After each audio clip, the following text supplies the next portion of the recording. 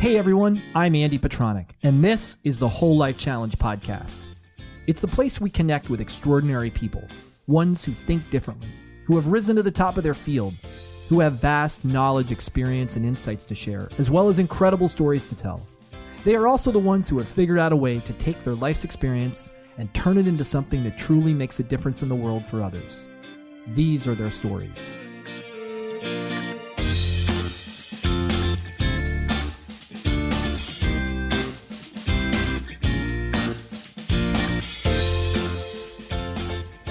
Hey gang, it's Andy Petronic, and welcome back to another episode of the Whole Life Podcast. Happy New Year! It's the first episode of 2018.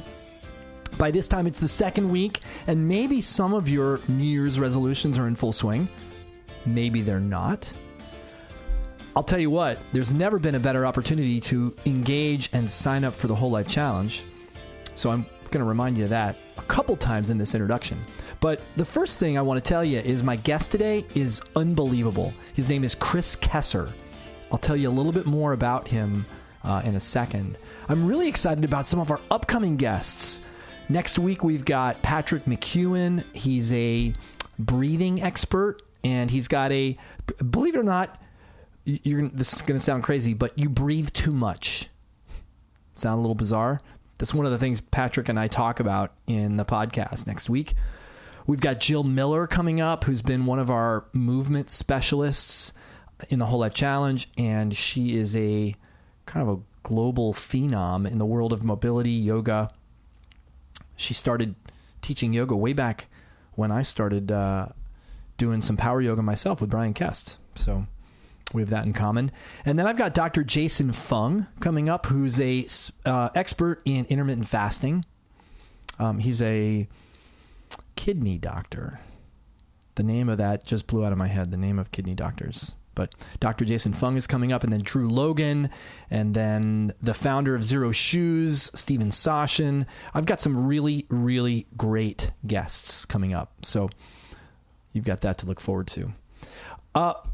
Listen, more on Kresser. Guys, Chris may have the most important message of our time.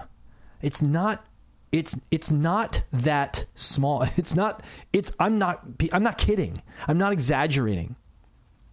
In his book, Unconventional Medicine, he takes on the kind of the debilitating debacle of our healthcare system and puts it into a perspective that makes you look at it and go, oh my God, we're heading for ruin. Literally, the United States is heading for financial ruin if we continue down the path we're on with conventional medicine and conventional treatments of chronic disease.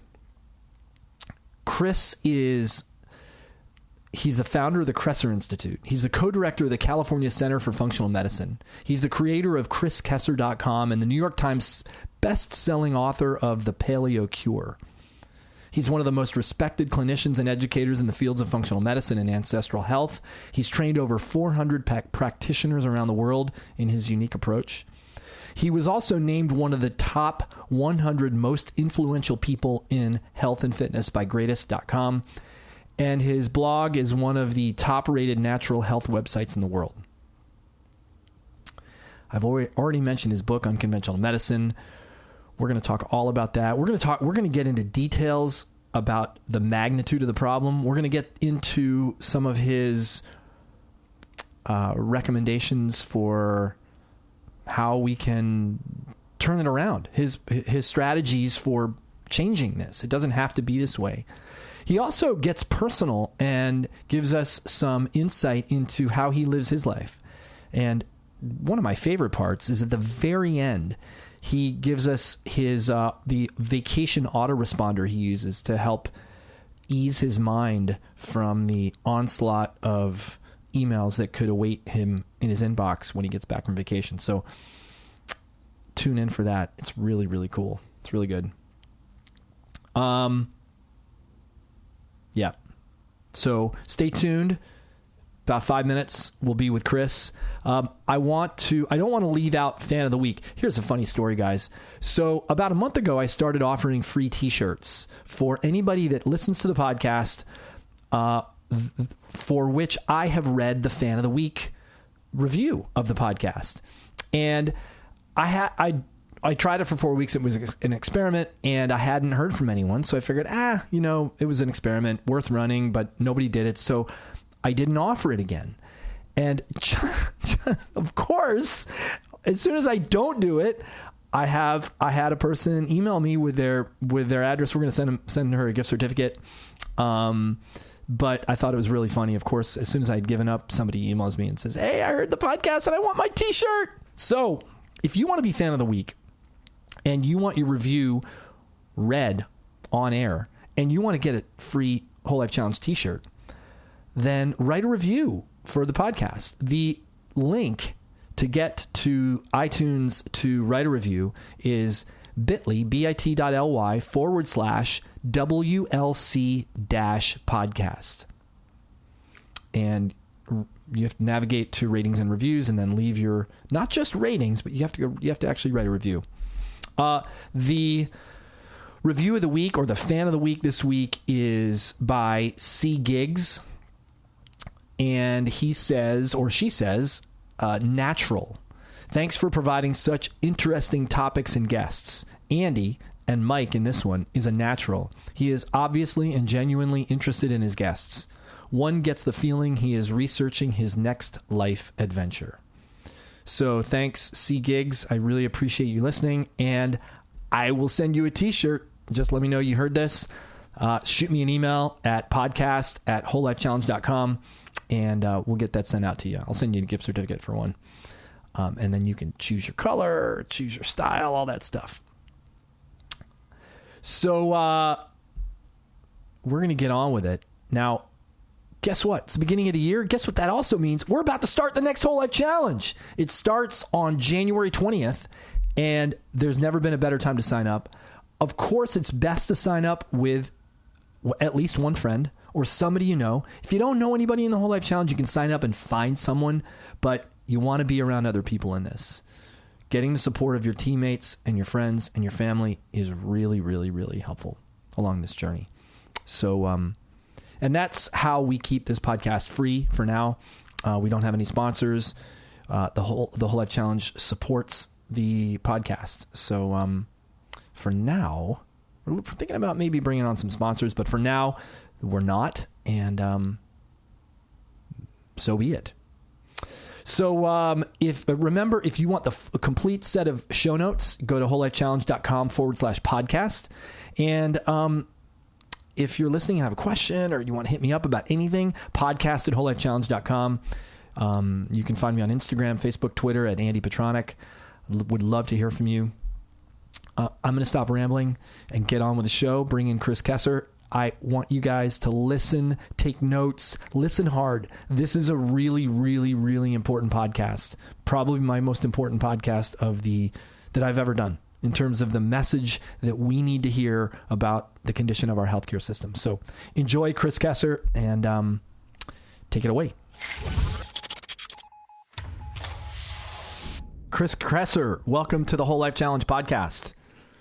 Oh, Andy, it's great to be with you. Thanks for having me on. Your name is one of the hardest names. I mess up your name constantly. I think it's the R in the Kresser maybe, or I don't know. Is that a common thing? Kessler, Kresler. A lot of people want to put an L in it. Yes. I think there's a vodka. It's Kessler or Kresler or something. So I get that. Because you drink a lot of vodka. Are you related to the vodka family? No, I'm not. Right. Right. Yeah. So it is what it is. That's how names are. My name is Petronic, and most people pronounce it Petronac because I think they see the PET and they put it together as pet, and then they don't know what to do with the rest. So it's just Petronic. And I always have to tell them, no, it's like electronic, Petronic, and there we go. But that's not why you're on the podcast. We're not here to talk about names. We're here to talk about a lot more important things, like your book, Unconventional Medicine, and your background and how that got started.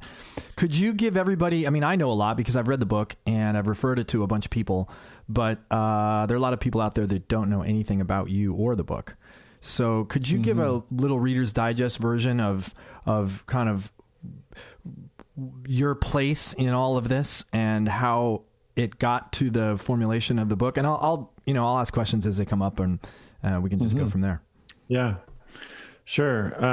I was a healthy kid and athlete all the way through high school, paid a lot of attention to my health, more from a performance perspective, and athletics. Didn't have any health problems. And then my 20s, I had a strong wanderlust, and I quit my job and went and traveled around the world for about a year and a half. And I got really sick in Indonesia. And very long story short, that evolved into a decade-long journey back to health. Chris, what kind of sports did you play? Like, how athletic were you? Were you like varsity cross-country runner? I surfed, but I played basketball. And then I was recruited to play at UC Davis in Santa Clara. Wow.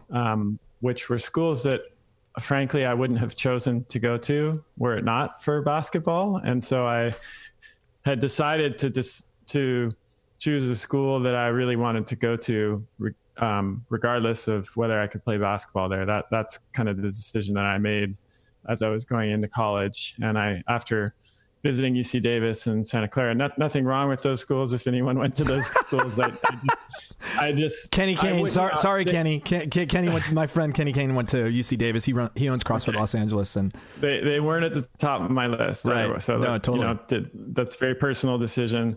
And I ended up deciding to go to UC Berkeley, which was on the top of my list. And then I figured maybe I can walk on. It was definitely at that time a more competitive. They were D1, and Santa Clara.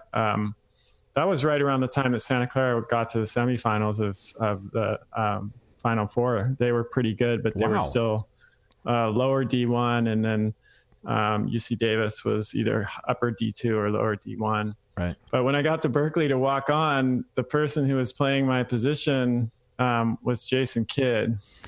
So no competition there. Right. Totally. So I played who I had played against in there's a league called Slam and Jam, which is like an all-star league for high school kids. And I was on the Southern California Slam and Jam team, and we played the Northern California Slam and Jam team, which he was on. And my claim to fame in the basketball world was that Jason Kidd only scored 42 on me. Like, I held him to 42, which at the time he was averaging like 60 or 70 points a game. So there it is. Like, cool. I held him to 42. Wow. Great job. Right. So then I didn't play on the team at Berkeley. I just, played intramurals, which is fairly competitive there. But I pretty much since then have not played basketball seriously. I've gone into other areas. And so you were at a pretty high level. I mean, you were not just a weekend warrior. I just kind of wanted to paint that picture, No, I was, we had a coach that came into our high school when I was a freshman, who had been an assistant coach at USC. And so he totally turned the program upside down. We were like doing things that I think very few high school programs were doing, watching a lot of videos and, we had scouts that were going and scouting all the teams. And we had a nutrition program, which was, one of my first, like, all the basketball players, you knew who was on the team because they were carrying coolers around the school with their lunch that they had packed. And this is what years was this? This was, I graduated from high school in 92. So this was 88 to 92. Yeah. I mean, that's way ahead of its time, for goodness sake. Way ahead of its time. Yeah. I mean, it was a serious program, and for better or for worse. I mean, there were some parts about it that were, I think, too extreme for that point in a lot of kids' lives. But it was my first kind of interest in nutrition as a way of improving performance and health and well-being. I wasn't looking at that time as a way of resolving chronic illness, or even preventing illness, because that wasn't what I was, dealing with. It was like, how do I fuel my body like my freshman year, I was playing on the freshman team and the varsity. So I was practicing from 2 to 4 on the freshman team, and then I would practice from 4 to 6:30 on the varsity team. So, by the end of that year, I was pretty run down, and I was trying to find ways of optimizing my performance. So, then I traveled. I was surfing. I went on like a year-long surf trip around the world.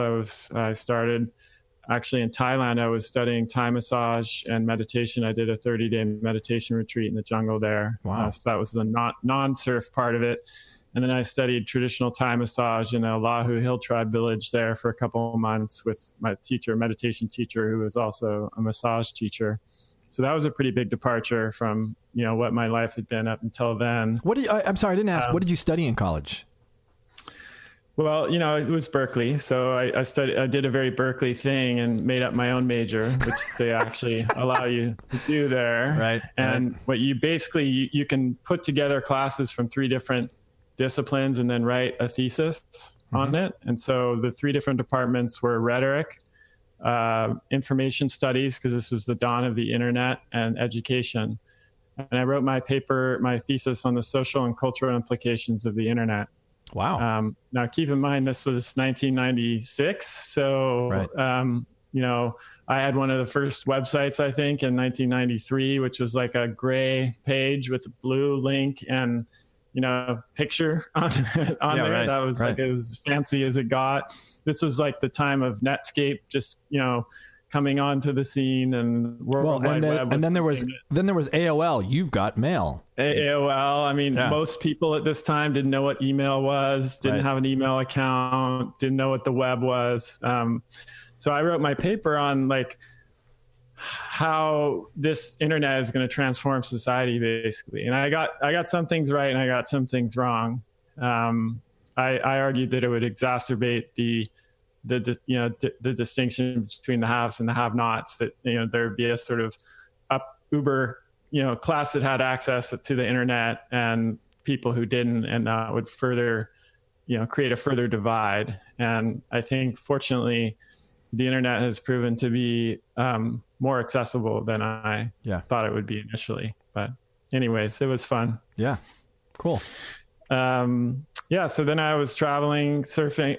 From Thailand, I went to Indonesia, which, for anyone who's a surfer who's listening to this knows, is quite a mecca for surfers. It's an archipelago that's very warm water and some of the best surf spots anywhere in the world. Yeah. It's also developing country, and things like sanitation, which we take for granted here in the developed world, are still lacking, especially in a lot of the parts of Indonesia where I was, outside of the cities. I was in a little village on an island called Sumbawa, which is a couple islands away from Bali, which is the one most people are familiar with. Yeah. And at the time, there was we were surfing the spot. There was me and some Australian people, guys, and a few others, all surfing this spot. And almost all of us got sick. And after doing some investigation, we figured out that what had happened is that some local people in the village, there was like a stagnant pool of water where cows were milling around and defecating, and they dug a trench between that and the river mouth. Right. And so that stagnant, contaminated water was carried out by the river right into the lineup of the surf spot. So great. It wasn't from drinking water or eating food. It was just being in the ocean with that contaminated water going in, my eyes and ears and orifices. Sure. Right. Maybe even swallowing some. I mean, probably swallowed some. Right. Yeah. Yeah. And so I was extremely ill for 3 or 4 days. I was delirious. I don't really remember much of those days, actually. And my sort of person I was staying with, the Australian guy I'd met there who wasn't affected, had some antibiotics that he gave me that brought me back from the brink. But then, and I continued to travel for about 9 months after that. But as I went, I just was getting sicker and sicker, and had to I was originally planning on being gone for a couple of years, much to my parents' dismay. And of course, I had to cut it short, and I went back to Australia at first to try to figure it out. And then home to the US. And then that just turned into, as I said before, 10 years of exploration and banging my head against the wall and, trying to figure everything out, which fortunately I was eventually able to do. It's always hard. People say, oh, did you get back to where you were before? And I say, no, because that was 10 years later. And I don't even know where I would have been if I hadn't gone there in 10 years. Obviously, I'm not going to get back to where I was, 10 years ago in my health. That's never going to happen, no matter, regardless of something like this transpiring. But I got back to the place where I could live my life and work full time and enjoy life and my family. And, prior to that, at various times during that 10-year period, I was totally incapacitated. I was disabled, really. I couldn't work. I was in excruciating pain most of my days and didn't really know what my life was going to look, if I was going to have a normal life at all. So it was there was no one really to turn to back then. I mean, there was no like reference point or people that did what you do now. There might have been like 5 functional medicine providers. I didn't know what that was. I'd never heard of that phrase. How did you there's nobody that was going to do this for you. Like you had to dig this stuff up, right? The doctors I saw were caring and kind, and they were trying to help. But even by their own admission, they were just like, look, we don't know what to do with you. Like you don't fit the mold that we were trained, the kind of patient we were trained to treat. And, some doctors suggested I go back to Australia because that's closer to Indonesia, that they deal with these kinds of problems more. And I did do that. I actually flew back to Australia. And so I probably saw 30 different doctors over the course of that initial 5-year period. And I was committed to getting better, but it just, I wasn't able to get help from that side of, that corner of the medical world. But I did see a lot of, so-called alternative practitioners like an acupuncturist and Chinese medicine specialist who was actually able to help me more than anything else, which I think is what influenced me to go back and eventually study Chinese medicine and acupuncture myself. And I was also, I was exploring every diet you can possibly imagine. At that time, it was really, this was like the late 90s, right? So low fat was still the craze. And so, vegetarian, vegan, macrobiotic, vegan. I was macrobiotic vegan for a while and even apprenticed with a macrobiotic vegan chef. I tried all those kinds of diets, and then eventually was in a bookstore and encountered this book called Nourishing Traditions, which you might be familiar with. Yep, Sally Fallon's book, the Weston Price style of nutrition. And it, immediately resonated with me, and I was curious, but I was also a little bit, just kind of, I didn't have my hopes up because I'd tried so many other diets and none of them had really helped. So, I think it took me a little while to get, to fully give that a shot and embrace it. But when I did, I started to see really good results. And then, how did you know the results were not just from acupuncture? Like, how did you differentiate the two results? I wasn't doing acupuncture consistently at the time when I started that. The acupuncture I had seen, acupuncturists I saw that inspired me was in Boulder when I was kind of traveling around the Southwest, looking, kind of on a psycho-spiritual, emotional journey to see if I could figure something out that had eluded me before. And so by this time I was back in California. Actually, I was in British Columbia on Vancouver Island when I saw that book. And so I started eating that way and felt better. And then I intuitively just felt like taking out the grains and legumes. In the Weston Price approach, they do permit grains and legumes, but they prepare them extensively. They soak the grains or they soak the legumes to make them more digestible. But I just felt that those weren't working for me either. Mm-hmm. So I took those out, and then I was on a paleo diet, without calling it paleo. It didn't I had no exist. idea what paleo was at that time. I don't think it existed then, did it? And what year was this? It did. No, I mean, I think Rob Wolf and Lauren Cordain and some of the earlier people who were involved were talking about it, but it's certainly, I mean, if you said paleo to 100 people on the street, 100 people would say, what the heck are you talking about? Right, Whereas right, today, right. you know, I would say probably 50 people at least know what that is or have heard of it. So it was totally different. And then Diane Sanfilippo, who you may know she's kind of in this space. She introduced me to Rob Wolf and said, "Oh, I think you guys might hit it off. He's really into this paleo thing." I'm like, "Paleo, what's that?"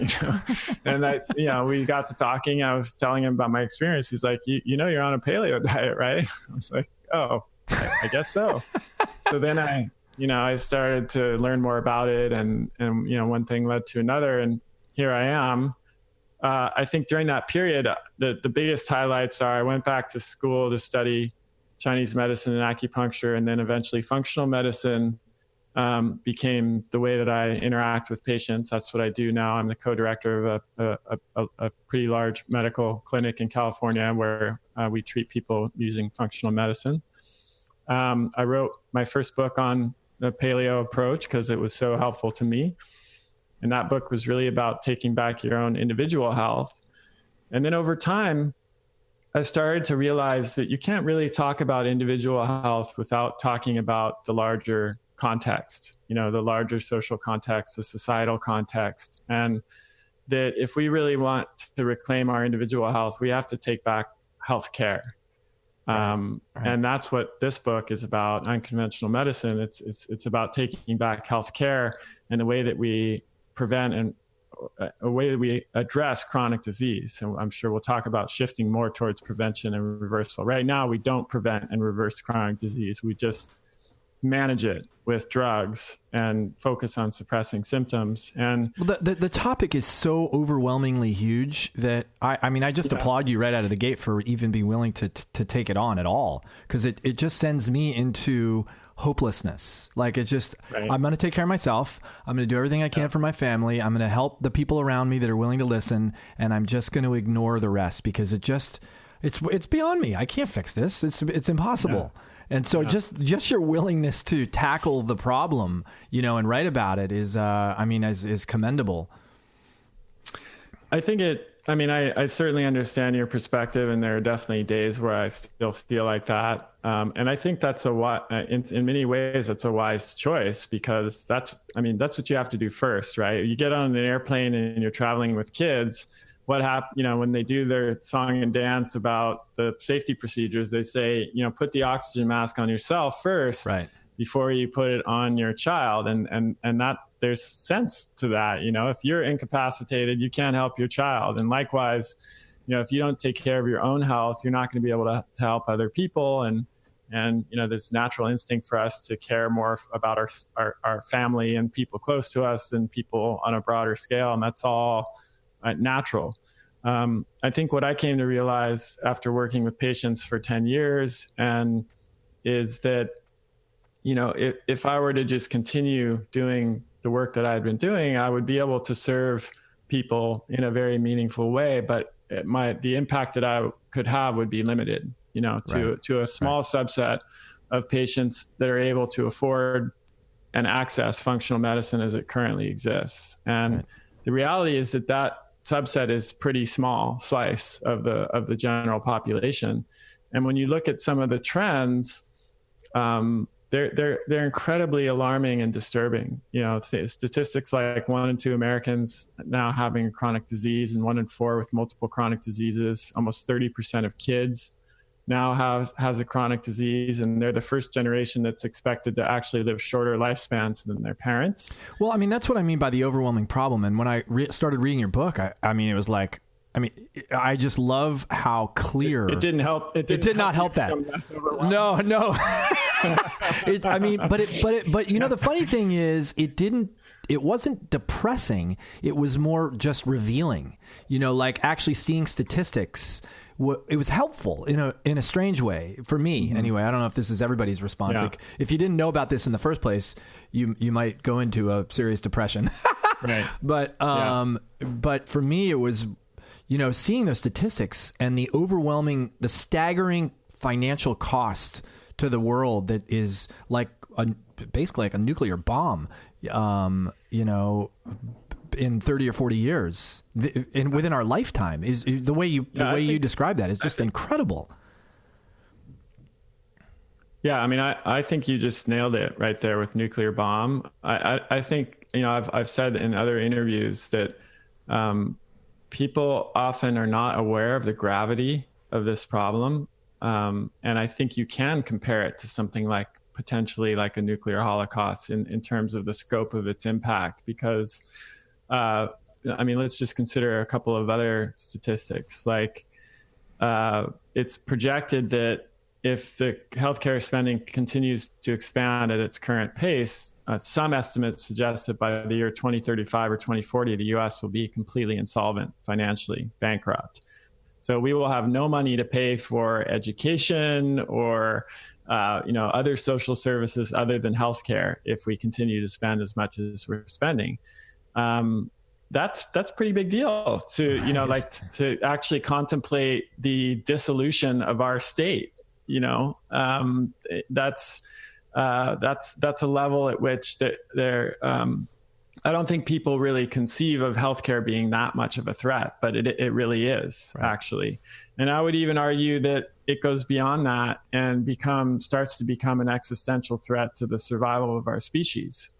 Some of the most disturbing statistics I've seen recently have been regarding the decline in male sperm count over the last 20 years. And it's pretty alarming and precipitous. And, you know, I think it goes without saying that if we can't reproduce, that's game over in a very short period of time. Right. So I don't want to sound alarmist and that I think that that's going to happen anytime soon, but it highlights what the stakes are here. Right. Right. The, you know, why is the sperm count dropping? Like, what is that too big of a question? There's lots of speculation, increased exposure to environmental toxins, inflammatory conditions, which are, of course, all chronic modern disease, you know, poor diet, changes in the microbiome. I think environmental toxins probably play the biggest role there from what I've seen of the research. And you know, the reality is we've been performing a very large global uncontrolled experiment on ourselves for the last several decades in regards to environmental toxins. The current regulations in the US and most of the world are that any chemical that is introduced into the system is innocent until proven guilty. So a company that comes up with a new chemical and, you know, wants to include it in their products or their manufacturing process, they don't have to prove that it's safe. They're free to just introduce it into the environment. And then, you know, years later, we find out it's causing, you know, severe birth defects and malformations in animals. And, oh, guess what? It's also affecting our kids. And, you know, it's causing all kinds of increased risk of disease and, you know, fertility problems in adults. I mean, this is actually how it works. It sounds preposterous. It sounds like the plot of some, you know, apocalyptic science fiction novel, but the burden of proof is on society to show that these chemicals are harmful. It's not on the companies that introduce them to show that they're safe, which is totally ass backwards, excuse me. Right. But it's the way that we've been operating for many years. So is that just in the US? Is that Europe also? Europe is a little bit smarter about it than we are here, but I think that's still the way that it operates there. Wow. And so it means that globally we have thousands of chemicals that are persistent in the environment that are now being shown to have lots of deleterious effects, even at very low doses. And sometimes the effects they have at low doses are different than the effects they have at high doses, which makes them difficult to study. And I think we're going to look back in 50 years or even a shorter time period and see this as one of the biggest mistakes we've ever made as a species, because it's difficult to even predict the range of effects that this can have because there's no control. You know, they're just all over. And then there's a synergistic effect when you have multiple chemicals that someone's exposed to and they're interacting inside of the body in ways that are really hard to understand, much less predict. It's quite a quagmire. So I think that's the biggest issue with reproductive health, as far as I can tell. Right. What, so you mentioned inflammation, you mentioned the microbiome. What are some of the things that you see as in your functional medicine practice that are contributing to these long-term? I mean, I kind of know the answer to this, but I'd like you to kind of talk about them. Sure. Things that, parents should be aware of for their kids, things that parents should be aware of for themselves. What are some of the big things that you're seeing on a regular basis? Certainly diet has to be at the top of the list. And, all you have to do is look at what the traditional human diet was for all of our evolution and see how different it is from what we're eating today to know that there's a big mismatch there, and that's causing a lot of problems. I would actually say that sleep deprivation, I would put either at number 2 or tied for number 2 with physical inactivity as being the second and third most significant drivers of the chronic disease epidemic. The research on sleep has just become more and more robust over the last several years. I think most scientists who study obesity and diabetes and other metabolic disorders are in agreement that sleep loss is actually a bigger factor than physical inactivity in metabolic disease, which is, pretty surprising, I think, for most people to hear that. But certainly physical activity is crucial. And if you look, that's another major difference between hunter-gatherers and modern people is that, we sit on our butts way too much, like we're doing right now with this interview. And many of us do it at work. Many of us also do it in our leisure time now with video games and Netflix, binge watching. And, there are a number of ways now that we can be sedentary that we never had before. And so I think that has a big impact. Well, how about just the fact that we have furniture? I mean, if you don't have things to sit on, I love Katie Bowman's work. And, I've told my wife, my goal over the course of my life is to get rid of all my furniture. And she's ready to kick me out of the house for that, even the thought of that. But absolutely. I find that if I don't have it there to sit on, I sit in some way that is actually very functionally, smart. I don't slouch. I don't, it's amazing what happens when you don't have it there. Well, I would extend that and just make a general point. And this is what, my first book, I talked a lot about this mismatch between our modern environment and what our genes and biology are hardwired for and our physiology. There are many different examples of where the modern environment is set up to make us fail. And you just mentioned one of them, physical activities. Like, just think about things like escalators, an escalator just erases an opportunity for someone to walk upstairs. Yeah, I pretend like those don't exist. I mean, that's my own little internal mandate. I do too. Absolutely. Same with the people movers in airports. Yeah. Sorry. People movers, but here's the thing. Humans are hardwired to conserve energy. From an evolutionary perspective, that would have been a behavior that would help us to survive, because historically, the problem was not too little activity. It was like, how can we conserve energy in order to face the threats we need to face in the natural environment?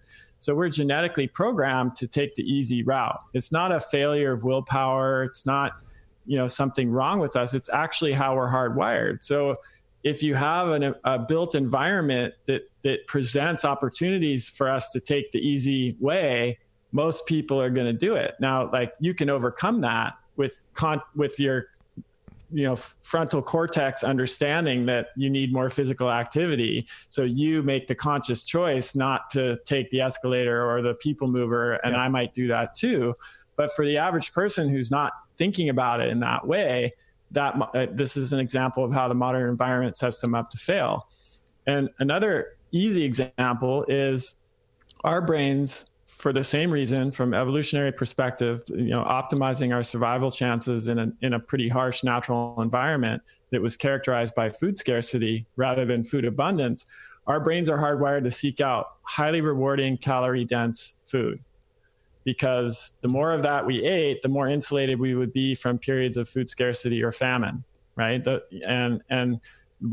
people who survived are the ones who are best at, seeking out that food and passing those genes on to their ancestors. We are the distant, ancestors of, or the distant relatives of those ancestors who were very successful in that. So you can see how that would work well in an environment of food scarcity. But how does that work in an environment of food abundance, where we are surrounded by highly rewarding, calorie-dense food? You walk down to the corner and there's a 7-Eleven with a big, super big gulp, and pizzas, and there's Costco with huge boxes of, like super packs of everything. And I mean, we are, again, set up genetically. We're hardwired to fail in that kind of environment. It's almost like a perfect recipe for making us overeat. And that's why we have the obesity epidemic. So I think it's super important to understand these ways that we're mismatched, because it helps us to then develop behavioral strategies that can mitigate those natural, proclivities, like the way that we would naturally be inclined to behave in that environment. Mm-hmm. And we can set up stops, like removing your furniture from the house, or getting a standing desk like I have here, which is not, it happens to be in the sitting position. But yeah, I actually do too. It's funny you said that we're both sitting. I'm sitting. Maybe we should elevate our standing desks right now. This is what I'm sitting on. It's this stool. You can see it, but people can't see it.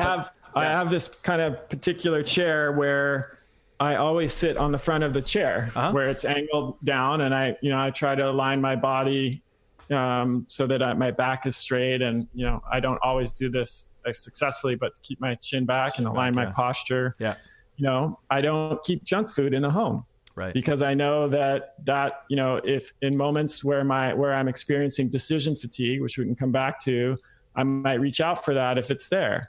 I set up I choose where I work in my office, and I admittedly have the privilege and luxury to be able to do this based on the fact that I can ride my bike to the office. Right. So, there are ways that we can reverse engineer our environment and set up buffers and ways that we can interfere with that programming and the mismatch of the modern environment that would make us fail.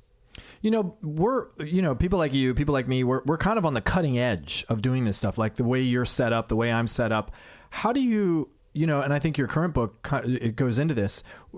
How do you deal with the overwhelming problem of getting this mainstream, getting people to ignore the massive amounts of food availability at 7-Eleven and Costco, and come up and do these strategies on their own without going broke in the process and overriding these natural biological functions? Well, see, that is in large part why I wrote this book. And what I was saying earlier is I realized that, when I thought about the kind of impact I wanted to have, and, I did the rocking chair test, which I like to do. And I find it to be really helpful. When you imagine yourself at 100 years old, looking back on your life in a rocking chair, what would you have liked to have accomplished? What activities would you think were most important? And this is sometimes how I make decisions about what I want to do or not do, is I apply that rocking chair test. Oh, I like that. And if I look back from 100 years, it sometimes is very clarifying, like, oh, that's clearly a waste of time.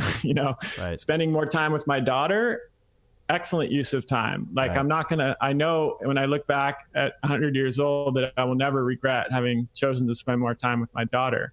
But I might regret saying yes to a project that, from that perspective is not going to be very important. Yeah.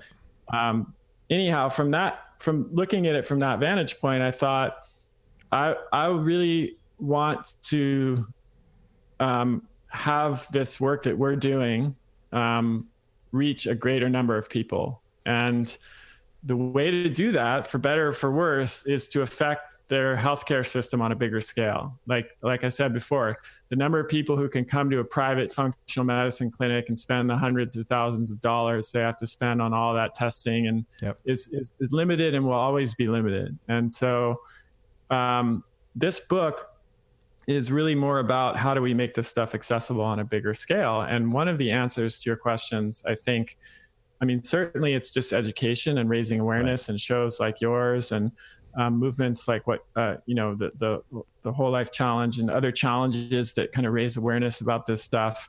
But another thing that we can do is really change the way that the healthcare system functions. And one of the biggest shifts would be what I call the collaborative practice model, which is shifting away from, we need doctors now, and we will always need doctors to perform procedures, do advanced diagnostic testing, do things like colonoscopies, remove cancerous tumors, et cetera. Like, that's absolutely crucial and will remain important in the future. However, I think we can all agree that using doctors to try to work with people on the level of diet, lifestyle, and behavior change is not really a smart choice for a number of reasons. First, they're not trained to do it. Right. They take one nutrition class in college or in medical school, maybe, and it's usually based on really outdated information. Number two, they don't have time. The average length of a visit with primary care provider is 10 minutes. So there's no way that there's going to be enough time for a doctor to do that. And number three, that's not really the best use of their 8 years of plus years of education and skill set, so what we need is a whole nother layer of practitioner that is working intensively with patients on changing their diet, changing their behavior, changing their lifestyle. And I think that's where health coaches can make a really big impact. And not just health coaches, also personal trainers, people who are running gyms. Like, we can create this whole infrastructure where these people can get that information out and provide the support that people need to make those changes. What is a health coach? What are you talking about? That's a really good question, because there's a lot of misunderstanding about what a health coach is and isn't. I think a lot of times when people hear the word coach, they still think of someone with like a whistle around their neck, Totally. Give me 50, like my basketball coach making us run laps and didn't do something right. That's not what a health coach is or does. A health coach is someone that's actually pretty highly trained in techniques like motivational interviewing, positive psychology, coaching to strengths, building trust and rapport with their clients, helping their clients to set actionable goals, being an accountability partner. And the health coach's role is essentially to be a change agent, to help the client change their behavior in ways that promote long-term health.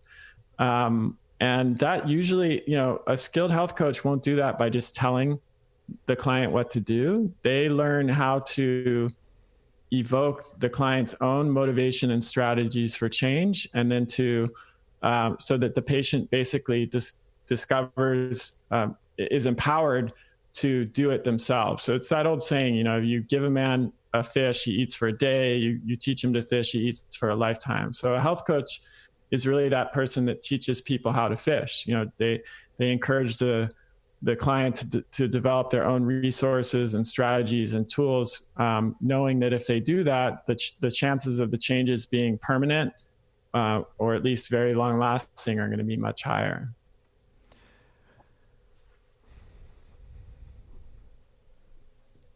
I see that job as being such a, it's almost like a life coach for your health. That's a good way of thinking about it. Yeah. I've been a fitness coach now for 25 years, and very often I felt that I didn't have the necessary, first of all, I'm not necessarily qualified to talk about some of the things that I was drawn to talk about. But the other thing is there's an interesting lack of, I call it lack of permission. Like somebody comes to see you for fitness, even though your area of expertise is in their well-being for a lot of fitness professionals. A lot of people haven't given you yet that their trust or their permission to open those doors, because those doors go very, very deep, or they can. Absolutely.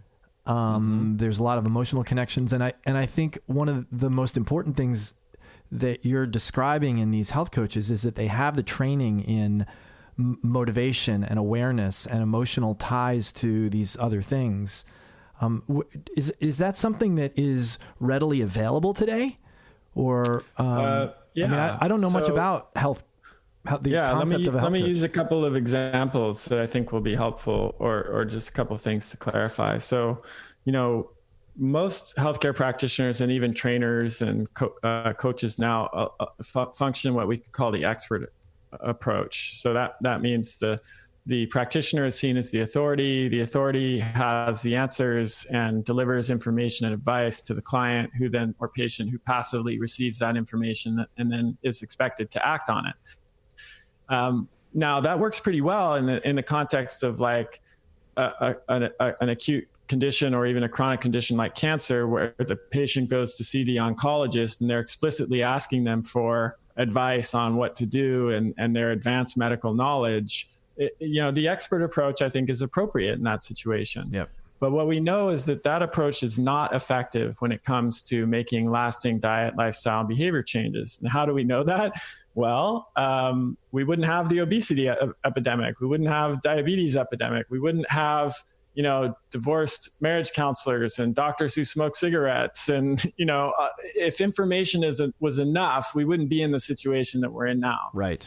In most cases, it is not an information problem. It's not that the person doesn't know what to do or what they should be doing. It's that they don't know how to do it. They don't know how to change their behavior successfully. And so this is where health coaches can make a really big difference. And again, it's not by acting as junior experts.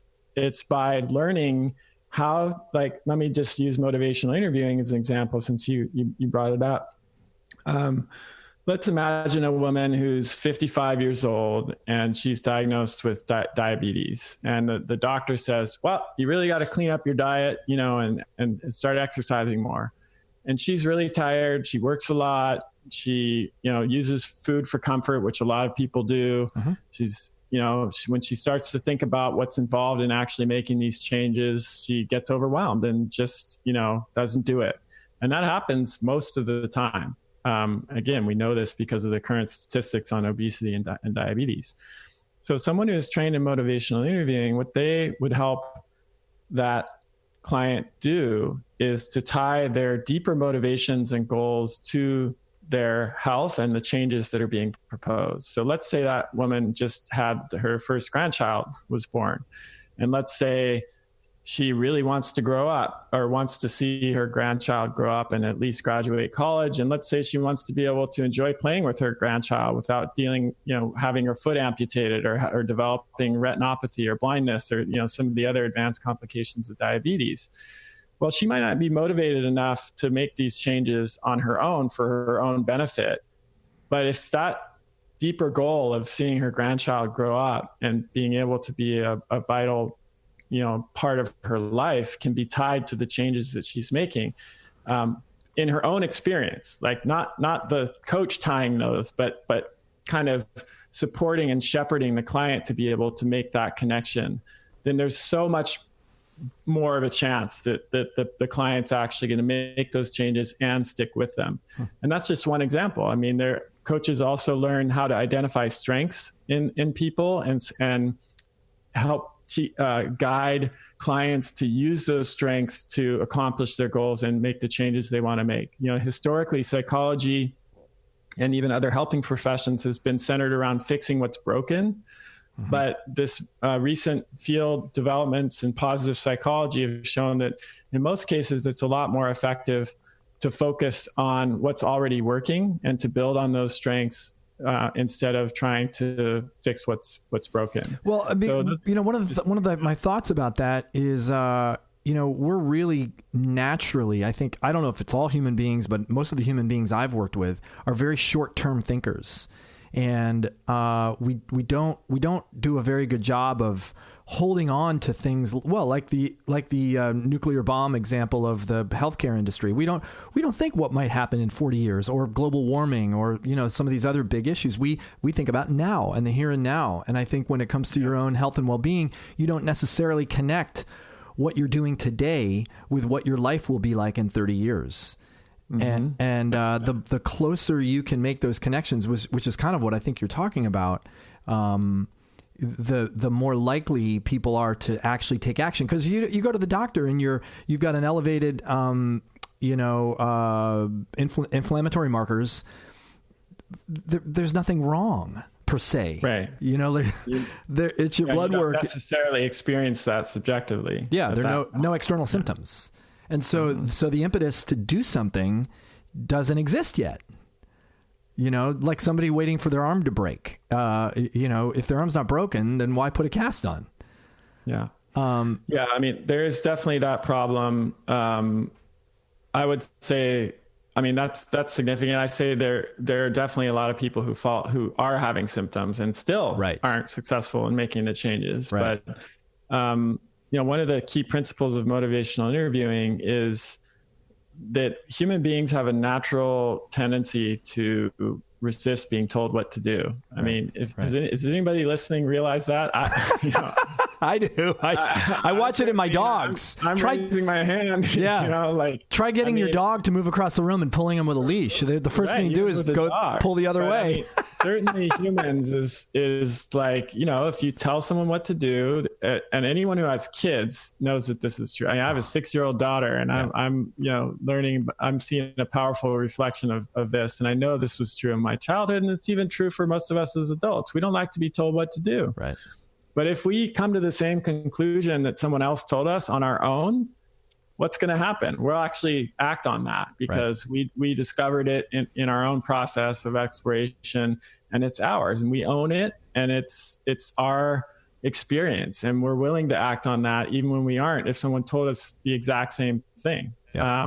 So this is a key principle that health coaches need to learn, because you know, I've often heard from people who are working as health coaches and they come and say something like, "Oh, I'm so frustrated. You know, none of my clients are doing what I'm telling them to do." And I'm thinking, well, you know, that's not health coaching. I mean, that's you could be like a nutritionist, or you know, you're playing some kind of role as an expert, which is great, and maybe that's what you want to do, and maybe that's what but it doesn't sound like that's what your clients want. Even if they think they want that, they don't want that. What they want is someone, and need is someone who's going to actually help them discover their own, those things on their own.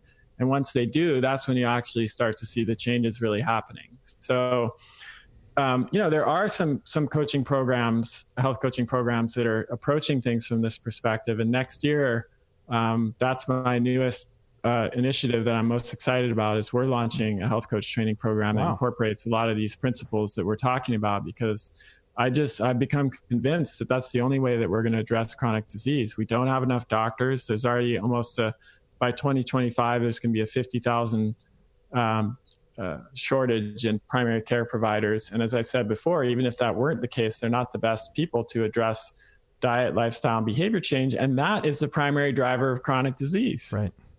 So it makes, you know, when you put it like that, it's like kind of an obvious conclusion. In my mind. Well, I think, you know, you're addressing this motivational, what did you call it? Motivational interviewing. Yeah. I mean, is that something you came up with, or has that been around? No, this is actually evolved out of the field of addiction. It was originally developed as a way to work with people who are dealing with substance abuse. And to address ambivalence, which is like, you know, I don't see a problem. Yeah. I'm smoking cigarettes. I don't really see a problem. Right. I kind of know I should stop, but I don't really want to stop. Or, you know, I'm drinking, I'm drinking a lot, and I don't really see a problem. And, you know, I kind of see a problem, but I don't. This is classic ambivalence. And what people in the addiction world realize very early on is just saying, you should stop smoking, or you should stop drinking. It was, you know, ineffective about 99.999% of the time.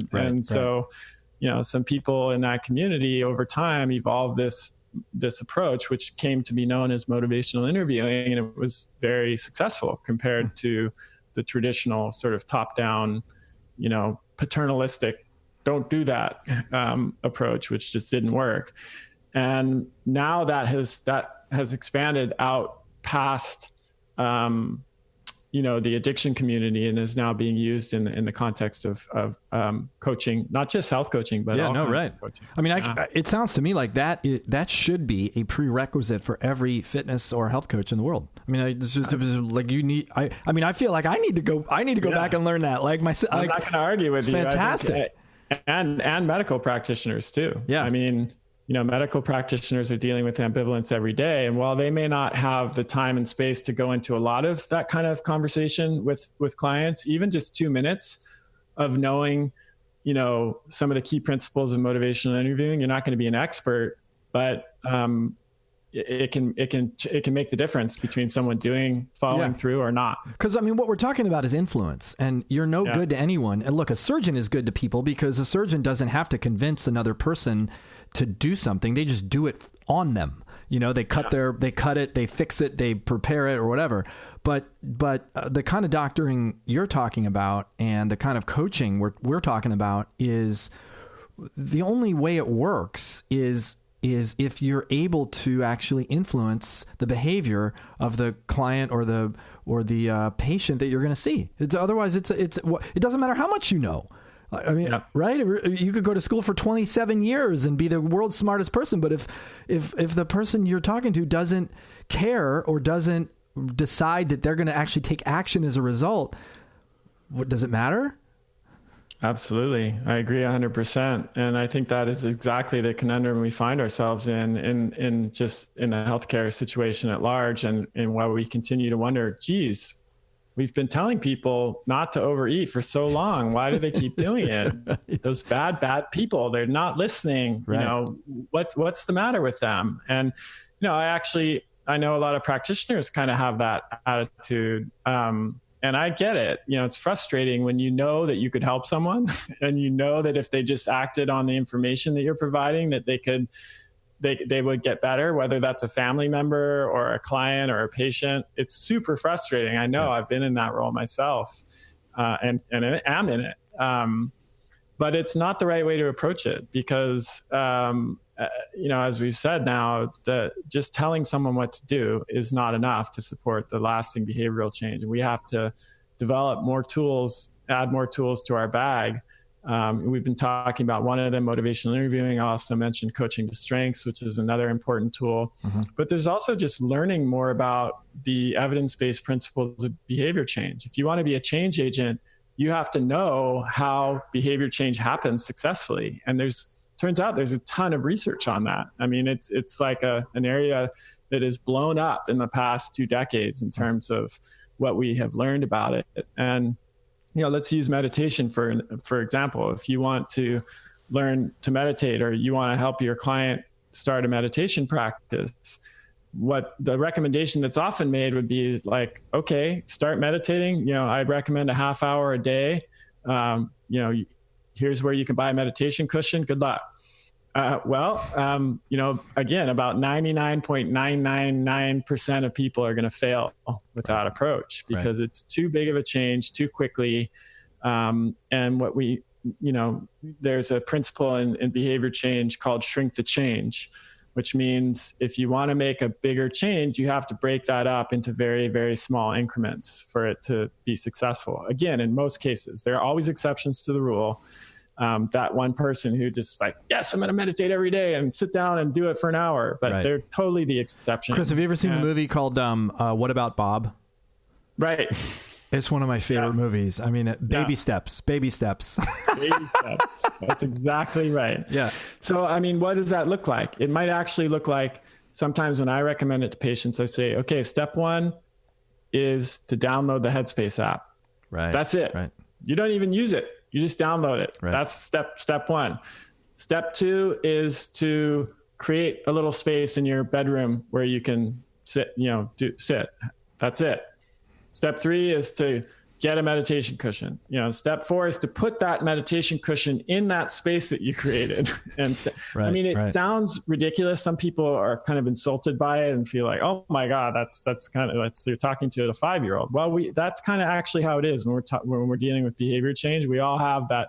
We're dealing with like our kind of inner 5-year-old. It's like, no, I don't want to do this. Yeah, right, right. And so, what happens is you create a self-reinforcing positive feedback loop where you experience a series of wins. Oh, cool. I downloaded the app. Check that off. Cool. I created that space. Check that off. Cool. I got that meditation cushion. So you're experiencing like a sense of success with each step that you take.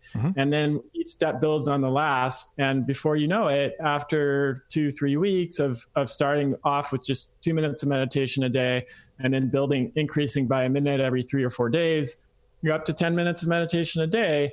When if you would have just started by, okay, meditate for 10 minutes, you're not going to get there. So there are lots of little powerful ways of addressing behavior change that I don't think most practitioners are using in their work with clients, that we can use. So I think it's really just like about upping our game to a whole different level when it comes to being change agents ourselves. Chris, is that the approach that you think we need in the macro context of this whole problem? You know, of the doctors and the pharmaceutical companies and big medicine and big industrial food.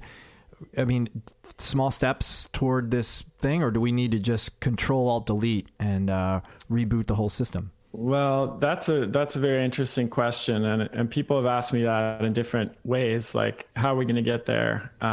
And I can give you two possibilities, and your listeners can choose which one they think is more likely based on their personality and whether they're a glass half empty or glass half full type of person.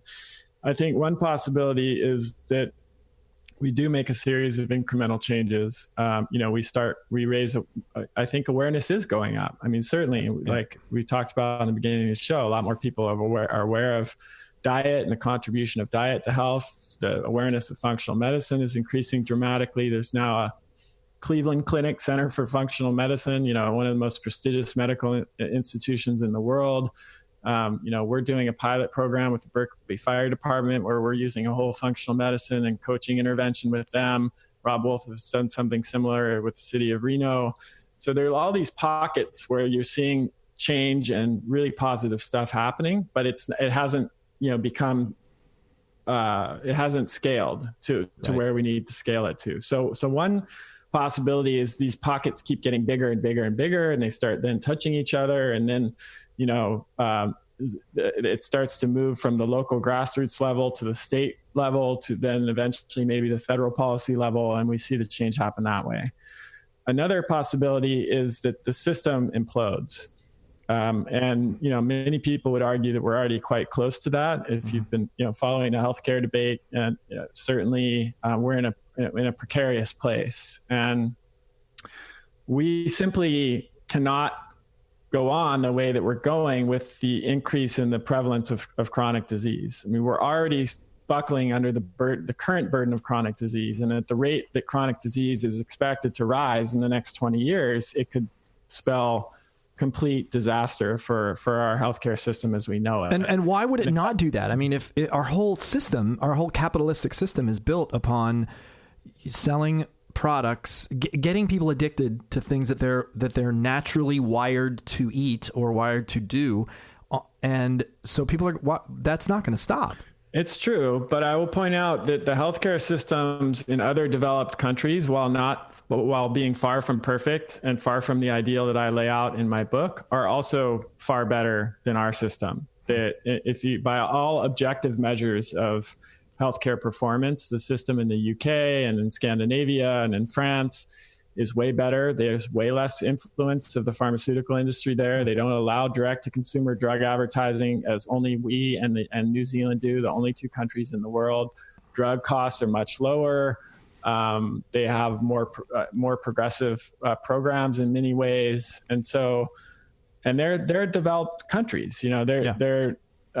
So I think it is possible to do in a way that's much better than we are doing. Do you outline some of the differences in the book about those systems compared to our system, and what some of those are? My curiosity just piqued. I don't go into a lot of detail on that in the book. I mean, I wanted the book to be accessible and not like a Bible on the table, my first book was. And so it was hard to decide what not to have in there. That was the hardest decision. Right.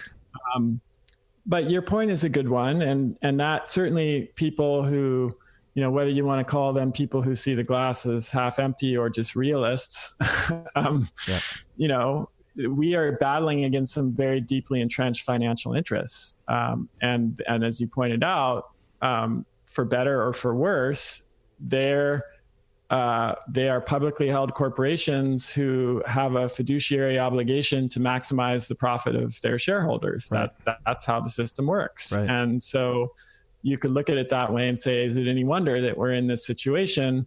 And as long as the pharmaceutical companies are spending $250 million a year lobbying Congress, which, by the way, is more than any industry spends by far. To put that in perspective, I think the gun lobby spends a paltry $25 million a year. So really? Big Pharma is spending 10 times more than the gun lobby to get their way.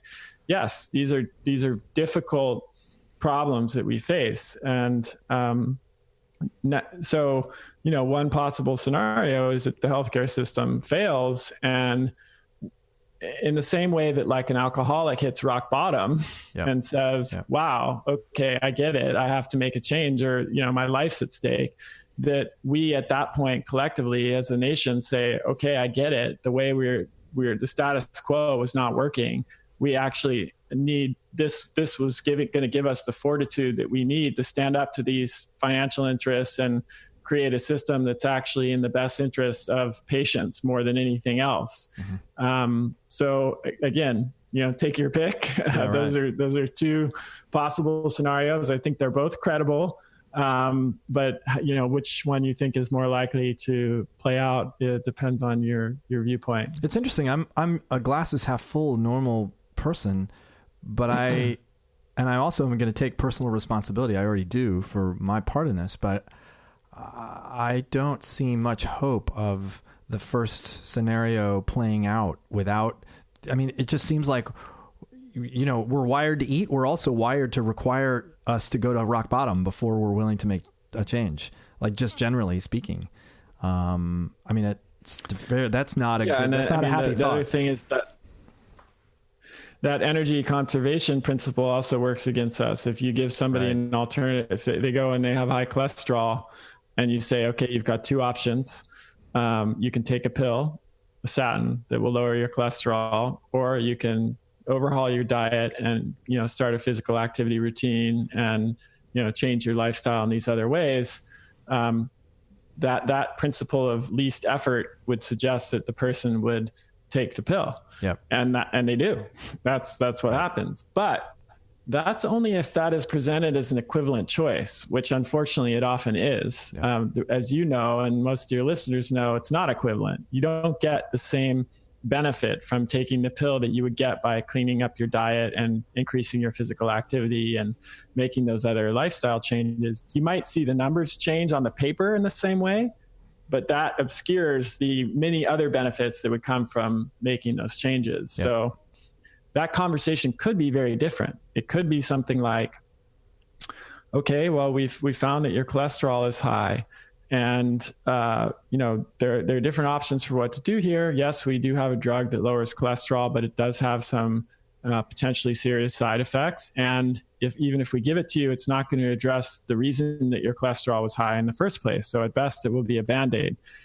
So what I would recommend is that you work with the health coaches that we have on staff who will help you to overhaul your diet, and they'll support you at every step of the way. They'll actually even come to your house and do a pantry clean out and take you to the grocery store and show you how to buy this food. They'll provide meal plans and recipes, and they'll make this as easy for you as possible. And they'll be available, whenever you need help to support you.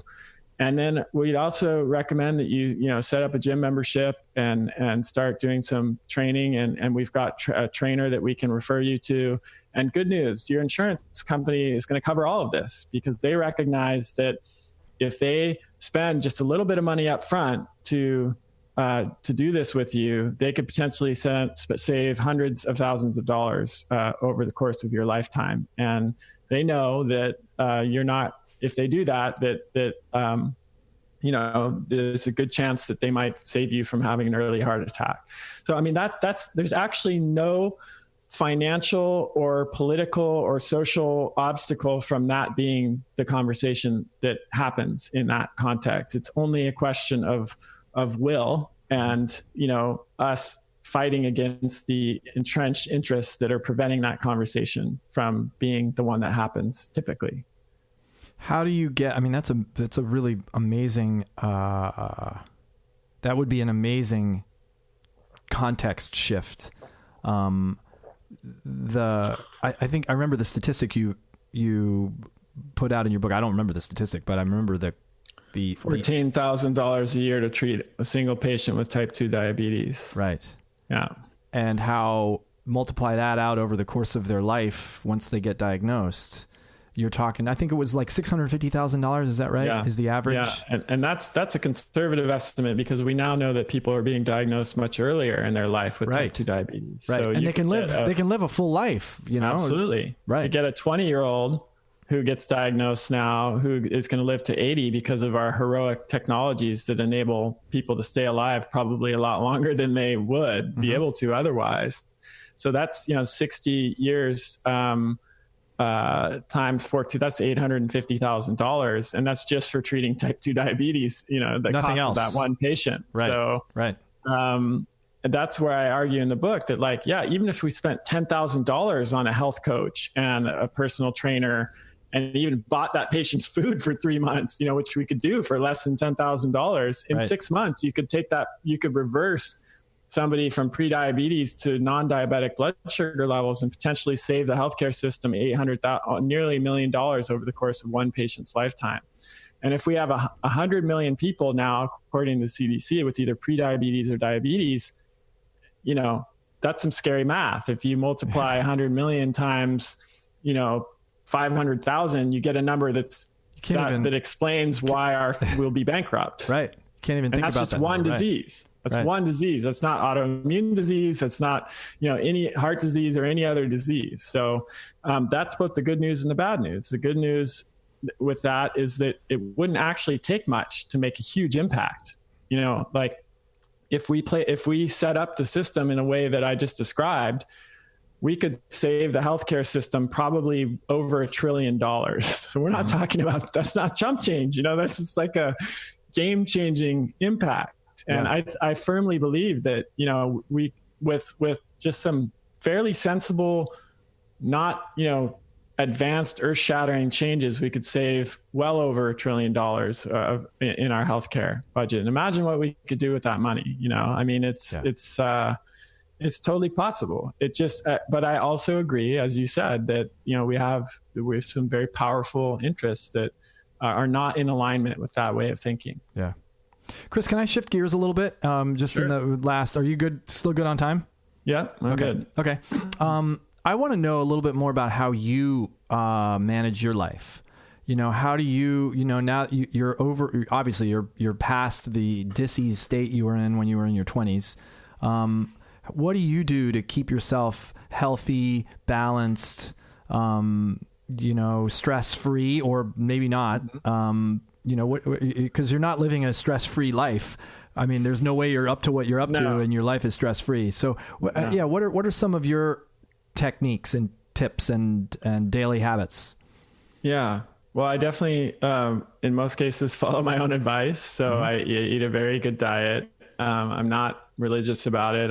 I follow kind of like a 90-10 rule probably, where, 90% of the time I stick very close to what I know works best for me. And 10% of the time, for example, I was just down in Baja doing some surfing and a digital detox, which I'll come back to, because that's a big part of what keeps me sane. And I've been going down to Mexico for, 30 years. And I love chips and salsa and guacamole. And so when I'm down in Mexico and surfing, I'll definitely have some chips and salsa and guacamole occasionally. I like it. I don't feel bad afterwards, and it makes me happy. So I do that. Right. I am quite, one area where I am pretty rigid is with sleep. It's like there's very little that I will let interfere with my sleep pattern. And so I'm always, virtually always in bed for at least 8 hours. I may not always sleep. I'm kind of I'm one of those people that probably only needs about 7 to 7.5 hours of sleep to function well.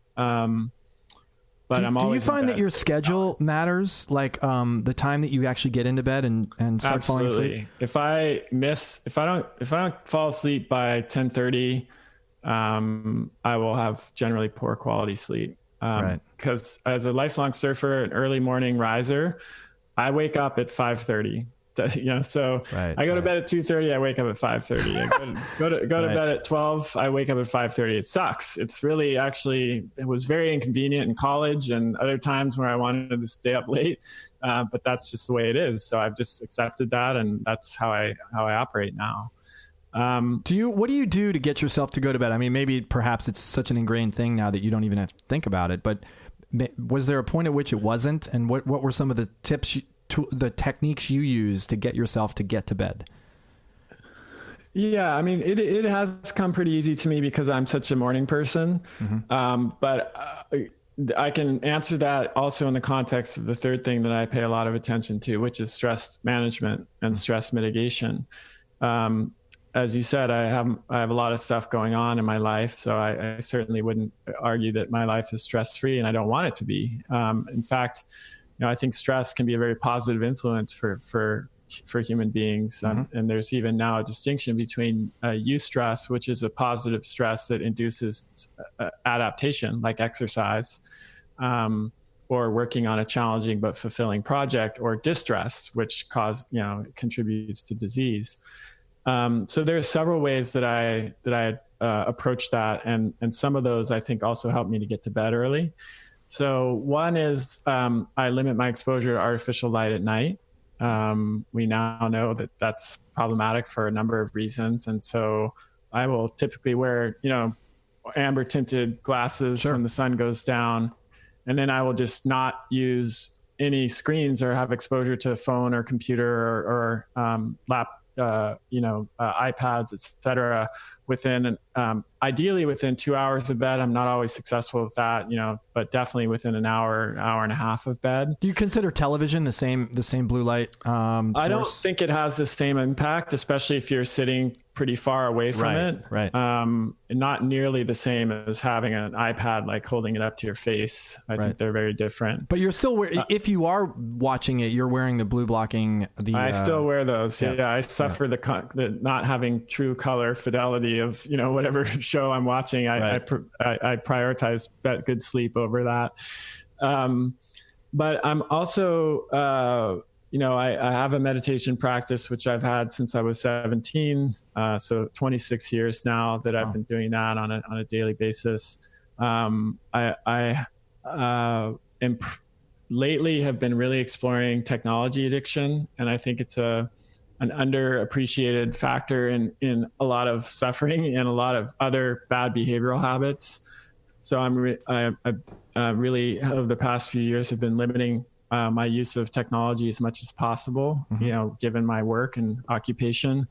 So I do things like digital detoxes. So I just went to Mexico after I released my book last month. It was a challenging time, great and rewarding time, but also challenging. So I planned in advance a 10-day trip at the end of after Thanksgiving, because I knew I would need that kind of rejuvenation time. And so while I was there, I didn't check my email. I didn't check social media. I didn't engage in any work activities at all. Mm-hmm. The only use of my phone was to check the surf report, or to look at, for a restaurant to go to, or to pull up a map, to use for direction. Did you remove those apps from your phone so you weren't even tempted, or how did you resist the temptation? To tell you the truth at this point, because I've done that a number of times now, it's not hard for me to resist the temptation. Right. What's hard is to come back. Yes. Well, I was going to ask you that question too. How do you keep your mind from saying, "Oh, yeah, I should probably check a little bit today, because otherwise I'm going to be overwhelmed when I get back"? I have a good trick for that that I'll come back to. So I also do shorter digital detoxes, like of 2 or 3 days throughout the year, and then I have what I call a free day. It's actually a term from Dan Sullivan, a strategic coach, mm-hmm. Where every Sunday for a 24-hour period from Sunday morning to Monday morning, I don't engage in any work. I do basically a digital detox. I don't even think about work. If I have a work thought, I just stop and go to the next thought. Yeah. If I don't read books that will make me think about work, I don't have conversations about work. I'm just fully 24 hours, no work. And I would actually like to eventually, I'm up to about 1.5 days on the weekend. I'd like to do the full weekend where I'm not doing that at all. And Sure. I have a goal of eventually having 3 days of every week be free from work in that way. Cool. So I can't claim that I came up with this strategy. I learned about it from somebody else, but when I go away, I put an autoresponder on my email that says, sorry, I'm away, I'm off the grid. And, initially I would come back to 527 emails and I would just be like, this is terrible. Right. And I would dread it. And then I got an autoresponder like that from somebody else one time. And it said said the same thing. I'm away, I'm off the grid, but it said, I'm not even going to bother trying to get through these emails when I get back. So if you want to contact me, just send me another email after X date. And so now I do that. And wow. My message says, life's too short. I'm not going to bother, digging through all these emails when I come back. It would be a huge buzzkill. So if you need to reach somebody else urgently, here's my assistant's information. Yeah. And, if you need to reach me, try me again when I get back. And it was a little edgy to do that the first time, but I've found a couple interesting things. Number one, it has 10x'd my enjoyment of my digital detox because I no longer have the dread of what's it going to be like to come back.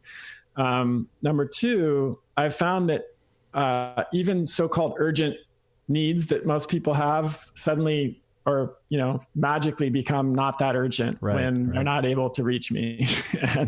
And half the time people don't even write back. I think the first time that I did that, I did go through some of the emails and just scan and make sure there was nothing crucial that I missed before I deleted them.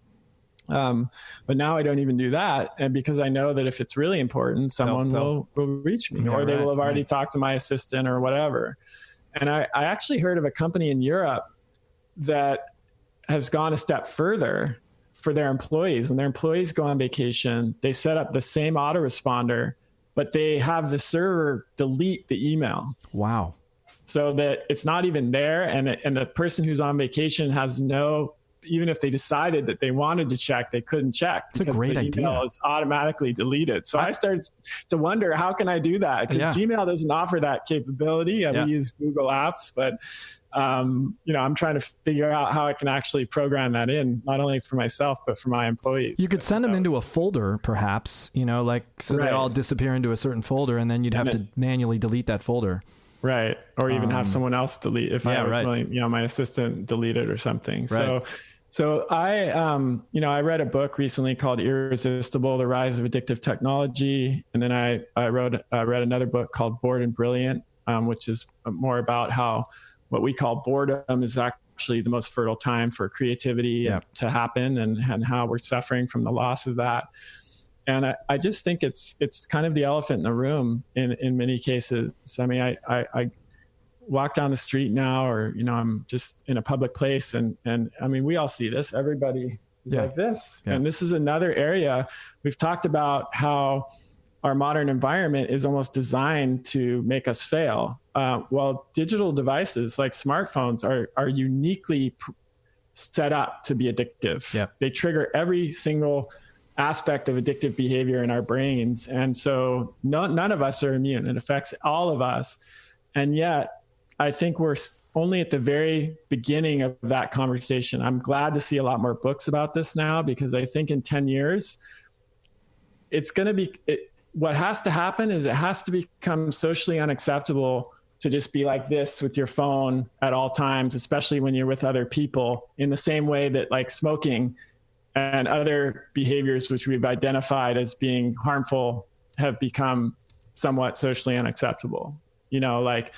Most people aren't just going to go into a public place and shoot heroin, in front of everybody. Right. There's some understanding that this is not something you do. And I think eventually we're going to get there with some of these technologies, because I think they really are harming not only our own health on an individual level, but our ability to relate to other people. They're harming our brains and how our brains function, our creativity, our sense of connection to the natural world. It's big. And I think it's one of the lesser, it's a topic that hasn't received enough attention up until very recently. Do you do the same sort of email delete for like a 1-day detox or a 2-day, the shorter detoxes, or do you save those only for the long ones? I don't generally find that that's necessary for the shorter ones. But might be a fun experiment, but like to get yourself, like I was just thinking about myself doing it, and remember the conversation we had about baby steps. Like if I'm feeling anxious about doing it for a week, maybe start with a day and say, like absolutely. Right. Yeah. Right. Cause I'm thinking about next week, actually, I'm going to be on a, I mean, it's funny. I don't ever take these breaks that you're talking about, or I don't ever announce that I'm taking breaks. I do take breaks, but I don't ever tell anybody that I'm taking a break. Yeah. And so I'm thinking right now, what if I were to put on that autoresponder from the 26th until the 2nd, and I started having little nervous pangs as we were talking about it. Like, what am I missing? Yeah, right. Yeah. And what are people going to think if they get that email from me? FOMO. What? I'll tell you what people think, because people respond to that email later. I've actually had several people, every time I do a digital detox, several people will go out of their way to email me when I get back and say, wow, you've totally inspired me. I'm going to start doing that. Like, people feel liberated when they see that, because it sucks. Yeah. Nobody likes that. Nobody likes that feeling. Chris, would you be willing to share the language that you use on your email? Like, send it to me, or maybe I could put it on the podcast notes, or is that let me too see personal? If I still have it in my autoresponder. It's pretty short and sweet. I can probably even just tell you right now. So this last one was, thanks for writing. I'll be off the grid from November 25th to December 3rd and won't be checking email. I'm not even going to try to get through the avalanche of messages that will await me on my return. Life is too short. If you need to reach me, please send your message again after December 4th. If you need something right away, you can contact my assistant, whose name and email I won't give here. But that's what it does. It's great. It's great. I'm going to try it. I'm absolutely going to try it next week. If it's for 24 hours, it's a baby step. Absolutely. And I think I'd love to hear how it goes for you, because I almost everyone I've turned on to this has said that it's been among the most restorative, rejuvenative thing that they've done. So it doesn't mean you don't have to check your email either. It's interesting. Like you still could if you don't. If you're that nervous about it, but you don't, but I wouldn't respond. Right. But you could. Yeah. Because nobody's going to know that. But you could still be sort of off duty, so to speak, and telling people you're not available, but checking and reading emails. I mean, I know some people who do that independently from a digital detox. For example, maybe they're writing their book, and they know that they need time that's interruption free. And so they put an autoresponder like that on their thing. But I know they're still kind of checking and making sure everything's okay, because they're not really on a vacation or a detox. They're just needing time to focus more. So I think that's a valid approach too. But I definitely encourage people to actually do the digital detox. And, I was so deeply affected by it when I first did it. I mean, for me, it was just like, it was a revelation. It was like, I didn't realize how affected I was by the constant use of the technology until I got away from it. It's like anything else. You do like a 30-day diet challenge. Yeah. You didn't realize how much you're affected by the crappy food you were eating until you actually stop eating it. Yeah. Right. Right. It's these, I think there's a way in which doing these challenges or these detoxes that really brings things into clarity and focus that we can't achieve in our day-to-day world, without stepping outside of it. Chris, thank you so much. I'm just looking at the time. I want to be respectful for, you've been more than generous with the amount of time you spent with me, and I really, really appreciate it. I think what you're doing is so important. And like I said earlier, your willingness to tackle this problem, which sends most people into, like me, the God, throw up the hands. No idea how to, I give up. Right. And I think just the way you've done it, and the clarity that you've brought, and the light you've brought to this world, this part of the world that's kind of in darkness. I just am very grateful for, and I really appreciate all that you do. Well, I appreciate your feedback, Andy. It means a lot to me, and thanks for all the work that you're doing in the world to bring this conversation forward. And we'll definitely get the word out when this goes up, because I think, I really enjoyed in particular talking about health coaching with you, and how different that role is from what most people understand. And I'm excited to share that with my audience as well. I'm very excited about that. We have to continue that conversation, because really excited. That's really cool. Really cool. Well, if people have questions for you, are you available? Do you tweet? Do you Twitter? Do you Instagram? Where do they find you? Part of my strategy for self-care is not actually using social media much myself. Okay. But I am on Twitter, twitter.com/Kresser. I find that to be the least intrusive of all of the various social media outlets. So that's the one I do use a little bit. And I do have Facebook page and Instagram and all that stuff, but I'll tell you a secret. It's my team mostly does that for me, and I'm not on there using it. So it's not a good place to communicate with me directly. Twitter is probably the best bet for that. And then, my website, chriskresser.com, and kresserinstitute.com is my training organization, where we train doctors in the approach that I'm talking about. And then next year, health coaches as well. Very, very cool. Well, thanks again. And I look forward to continuing the conversation. Great. Thank you, Andy. Take care.